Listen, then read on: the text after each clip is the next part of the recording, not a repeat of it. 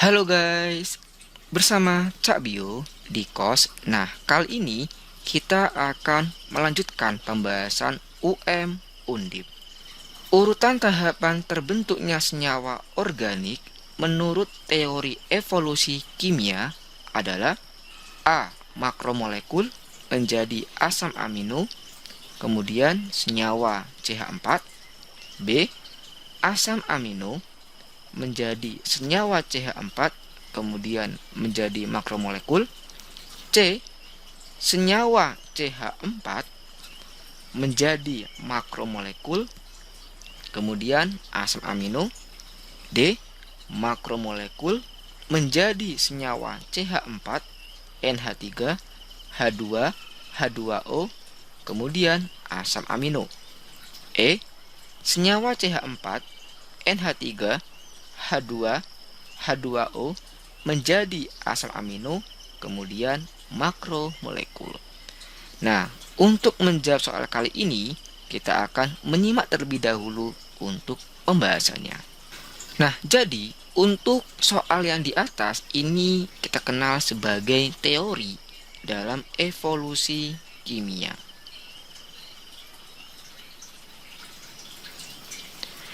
Nah, teori evolusi kimia disebut juga dengan teori abiogenesis modern ya.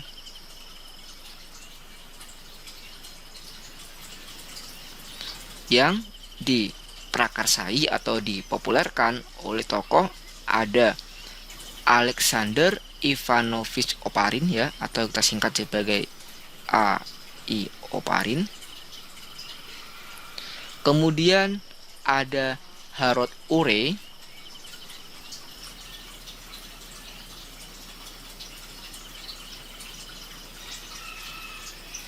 dan yang terakhir ada Stanley Miller.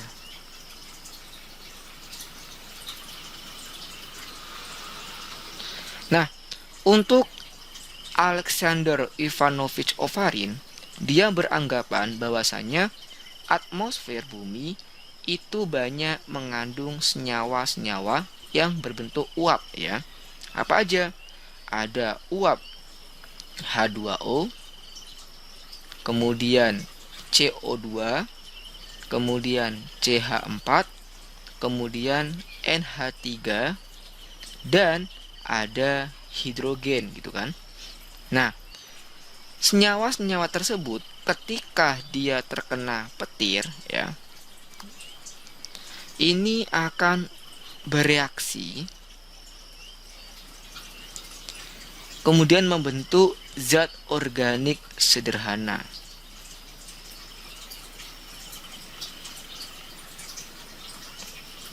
Tentunya tanpa adanya oksigen. Nah, kenapa kok dia dikasih tanda kutipan tanpa adanya oksigen? Karena oksigen itu adalah senyawa oksidasi ya.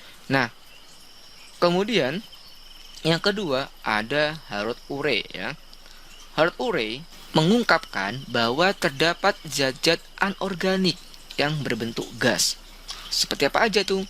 Seperti ya, ada gas CH4 atau metana, kemudian ada H2O, kemudian ada NH3, dan ada hidrogen. Nah, oleh karena adanya sinar kosmis atau radiasi sinar kosmis dan aliran listrik, dari mana kak? Ya tentunya bukan dari PLN ya, karena dulu belum ada PLN. Nah ini dari mana? Dari halilintar ya, atau dari petir gitu ya. Nah itu akan mengalami reaksi. Nah reaksi dari gas-gas tersebut itu akan berubah menjadi zat organik yang diyakini sebagai dasar organisme. Nah, ini sebagai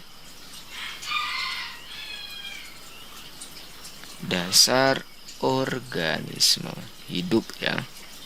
Nah, untuk membuktikan teori dari Hardt-Urey, maka di situ ada muridnya yang bernama Stanley Miller ya. Stanley Miller ini membuat model percobaan ya. Nah, dia membuat model percobaan yang membuktikan adanya teori dari gurunya ya. Nah, ini untuk membuktikan teori dari Hardt-Urey.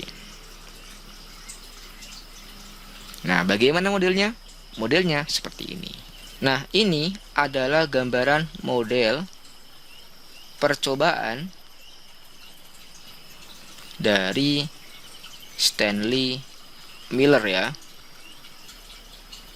Di situ ada tabung ya yang berisi air, kemudian dipanaskan ya. Nah, ini dia dipanaskan